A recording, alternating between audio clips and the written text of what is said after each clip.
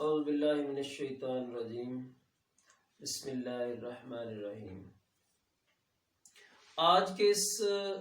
مصروف ترین اور ترقی یافتہ دور کے جہاں ہمیں بے شمار فوائد ملے ہیں، آج ہم دیکھیں تو ٹیکنالوجی کے ہم پیک کے دور میں زندہ ہیں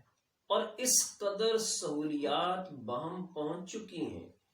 کہ آج کا انسان آج سے 50 سال یا 100 سال پہلے کے انسان سے بدرجہ بہتر آسانیوں کے ساتھ زندگی بسر کر رہا ہے، لیکن اس کے ساتھ ساتھ جس طرح سے تصویر کے دو پہلو ہوتے ہیں، ایسے ہی اس ترقی کے جو ہمارے دوسرے نقصانات جو ہم نے اٹھائے ہیں، جو دوسرے پہلو ہیں، ان میں سے ایک یہ ہے کہ ہمارے پاس وقت نہیں رہا، ہم زندگی میں مصروف ہو گئے، جبکہ فارغ وقت انسان کے پاس ہونا یہ اللہ کی نعمتوں میں سے ایک نعمت، اور ہم آج کے اس مصروف دور میں روزی بھی کما رہا ہوں، میں اپنے بچوں کو بھی پال رہا ہوں، اور لیکن میرے پاس جو ہے وہ دوسروں کو دینے کے لیے وقت نہیں ہے۔ آپ دوسروں کو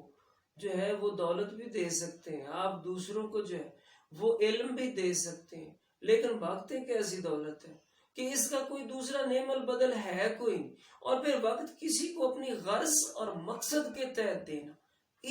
یہ اور ہے۔ آپ بغیر کسی مقصد کے کسی کو وقت دیں، اس کا عمل بھی اور ہے اور اس کے اثرات بھی اور ہیں۔ آپ یہ دیکھیے کہ جو کوئی خالصتاً اللہ کے لیے کسی کو وقت دیتا ہے، کسی کے لیے جو ہے وہ وقت اپنی زندگی سے نکال لیتا ہے اور اللہ کے لیے جو ہے وہ اس سے ملنے جاتا ہے اور اس سے محبت کا اظہار کرتا ہے، آپ کیا سمجھتے ہیں اس کا کوئی اجر نہیں ہے؟ چونکہ ہم مادی زندگی سے تعلق رکھنے والے لوگ ہیں اور مادیت پرست ہیں، اس لیے ایسی باتوں کی طرف شاید ہمارا دھیان نہیں جاتا، یا شاید ایسی باتیں ہمیں بتائی نہیں گئی اور ہم ہیں کہ خود اس کی طرف توجہ کر کے اور اس کو ہم ایسی باتوں کو ہم پڑھ لیں، احادیث سے اس مواد کو اخذ کر لیں کہ جس کا میری زندگی کے عملی پہلوؤں سے تعلق ہو۔ ایسا ہو نہیں رہا، یہ ہماری بدقسمتی ہے، ہمیں وقت دینا ہے۔ مسلم شریف کی حدیث ہے کہ ایک بندہ جو ہے، حضور نبی کریم صلی اللہ علیہ وآلہ وسلم فرماتے ہیں کہ ایک بندہ کہیں جا رہا ہے، اللہ نے ایک فرشتے کو جو ہے وہ انسان کی شکل میں بھیجا اور وہ آ کے رستے میں بیٹھ گیا اور وہ اس سے پوچھتا ہے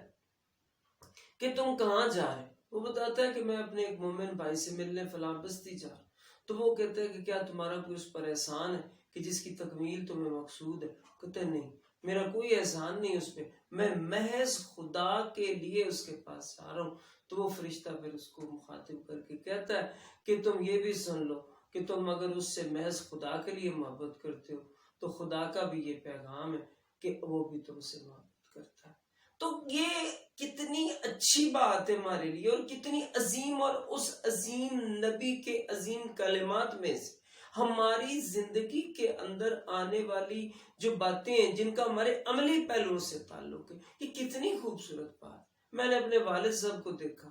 کہ وہ کئی دفعہ سال کے اندر جو ہے وہ سائیکل نکالتے، سائیکل استعمال کرتے تھے، سائیکل نکالتے اور بغیر کسی مقصد کے کسی نہ کسی رشتہ دار یا کسی نہ کسی دوست کے گھر چلے جاتے۔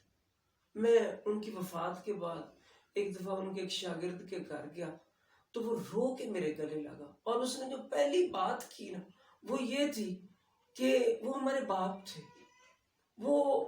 ہم پہ ہاتھ رکھتے تھے اور اب وہ چلے گئے،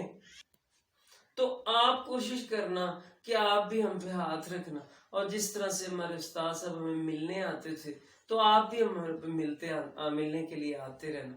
تو میں اس وقت یہ بات سوچنے پر مجبور تھا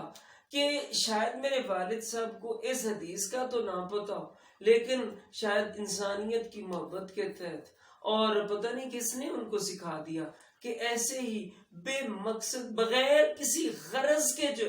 محض اللہ کے لیے لوگوں سے ملنے کے لیے جانا، یہ اس قدر عظیم بات ہے کہ اس کا کوئی اور نعم البدل ہمارے پاس ہے نہیں۔ اور آج کے اس دور کے اندر ہم روزی روٹی کی دوڑ کے پیچھے اتنے لگ گئے، حضور کی ایک حدیث ہے کہ دنیا ملعون ہے،